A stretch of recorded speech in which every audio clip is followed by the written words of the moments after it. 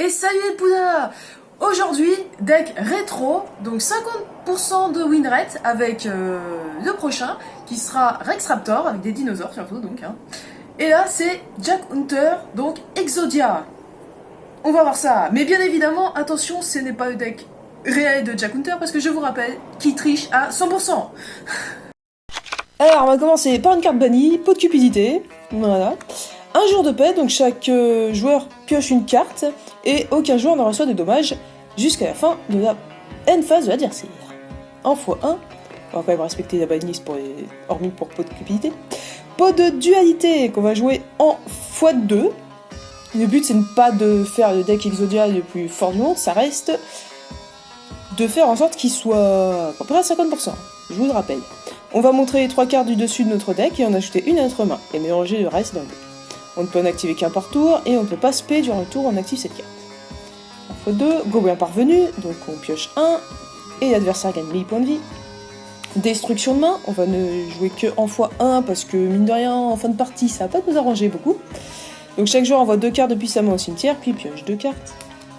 Maillet magique, en x2, on ajoute le nombre de notre choix de cartes depuis notre main à notre deck, et on mélange. Ensuite, on pioche le même nombre que celui des cartes ajoutées à notre deck. Sarcophage doré. Alors j'aime bien jouer cette carte quand même. On va bannir face recto une carte depuis notre deck, et durant notre deuxième stand-by phase, on l'ajoute à la main. Donc si par exemple on va ajouter une dernière carte d'Exodia, ça met un peu de pression quand même à notre adversaire, qui déjà normalement a de la pression quand il joue contre Exodia. Bah une pression c'est toujours meilleur. Les épées de révélation des lumières, on va jouer en x2. C'est notre seule carte vraiment de défense, on va dire. Presque. La jarre de cupidité, piège, qu'on va jouer en x3 pour piocher une carte. Avidité téméraire, à jouer au bon moment si on ne veut pas se bloquer. On va piocher 2 cartes et sauter nos 2 prochaines draw phases. Alors il ne faut pas jouer cette carte dès qu'on la pioche, enfin il faut vraiment attendre un moment stratégique. En x3. Pioche de défense, durant le calcul des dommages, pendant le tour de l'adversaire uniquement. Les dommages qu'on aurait dû recevoir deviennent 0 et on pioche une carte. On va jouer en x3, c'est gratuit, ça nous évite des dommages. Retour au front, on va cibler un monstre dans le cimetière et le spé en position de défense. Ça va être pour recycler bien évidemment les classiques, Songan et Sorcière d'Infernal. Filet gravitationnel, tous les monstres de niveau 4 ou plus ne peuvent pas attaquer, donc ça c'est une autre carte de défense. La corne du paradis, une contre-piège, quand un monstre va être invoqué, on peut sacrifier un monstre, annuler l'invocation et si on le fait détruire ce monstre. Voilà. Donc là on a fait le tour quand même des cartes de défense. L'avantage de cette carte c'est si on sacrifie par exemple, vous allez voir, un Songan ou une sorcière de la forêt noire, et ben on peut appliquer son effet.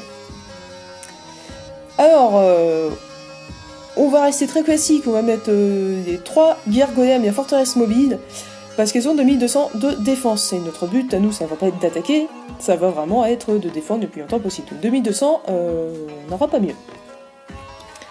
Statue de pierre des Aztèques, qu'on va jouer en x2, 2000 de défense. Si jamais l'adversaire il attaque avec un petit monstre, les dommages vont être doublés, mais ça franchement on s'en moque, parce qu'à aucun moment avec ce deck on pourra faire baisser les points de vie de l'adversaire à 0. Et évidemment, Exodia, les 5 parties. Marshmallow, pas plus que x2 en rétro. Le contrôleur d'un monstre qui attaque cette carte lorsqu'elle est face verso se voit infliger 1000 points de dommage. Donc en gros, si elle est attaquée, l'adversaire prend 1000, on s'en moque un peu. Cette carte ne peut pas être détruite au combat. C'est surtout ça. C'est pour cette raison qu'en rétro, on va pas la jouer en plus que x2. La sorcière de la forêt noire. On ne la joue que en x2, encore une fois, parce que c'est vraiment cheaté. Si cette carte est envoyée depuis le terrain au cimetière, on cible un monstre avec une défense de 1500 ou moins dans notre deck, on le révèle et le ajoute à notre main. C'est toutes ces parties d'Exodia. On peut aussi prendre autre chose, hein. On peut prendre Marshmallow pour faire une meilleure défense, après ça dépend. Et Songan, franchement c'est la même chose, c'est pour ça qu'on va jouer en x2, parce que c'est beaucoup trop fort dans un deck Exodia. Lorsqu'on est envoyé depuis le terrain au cimetière, on sélectionne un monstre avec une attaque de 1500 ou moins depuis notre deck, et on ajoute à notre main. Donc en x2, seulement.